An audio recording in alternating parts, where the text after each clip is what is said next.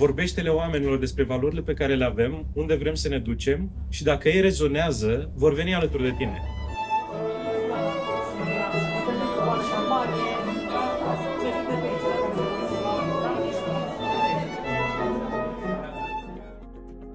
Bun venit în casa Keller Williams Sigur.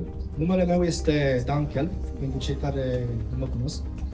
Povestea noastră cu Keller Williams este simplă și frumoasă, pe de altă parte. Totul a pornit de la o reclamă care a apărut pe Facebook și am zis să văd despre ce este vorba. Am dat un click și am intrat în contact cu Gabi. După circa o lună și ceva, am reușit să ne vedem și fizic la Brașov. Și în momentul acela, pot să spun, a fost un moment decisiv, era sfârșitul lunii octombrie, când am decis să spunem da aceste provocări, aceste oportunități.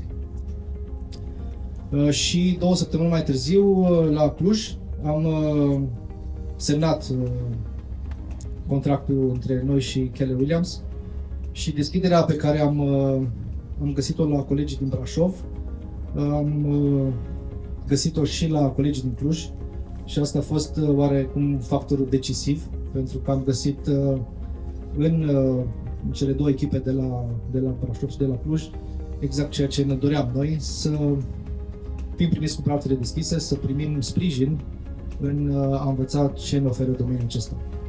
Alături de o echipă extraordinară, vrem să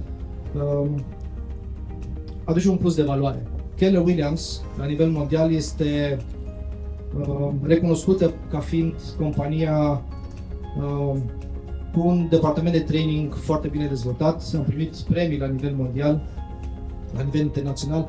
Suntem în Hall of Fame No Matter Industry pentru ceea ce am dezvoltat la nivel de training.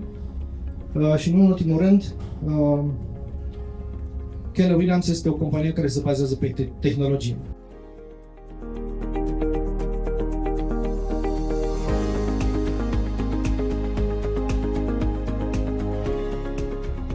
Nu este vorba despre noi, este vorba de ce pot face agenții cu business-urile lor, este vorba despre familiile lor, este vorba despre oamenii care beneficiază de servicii din ce în ce mai bune.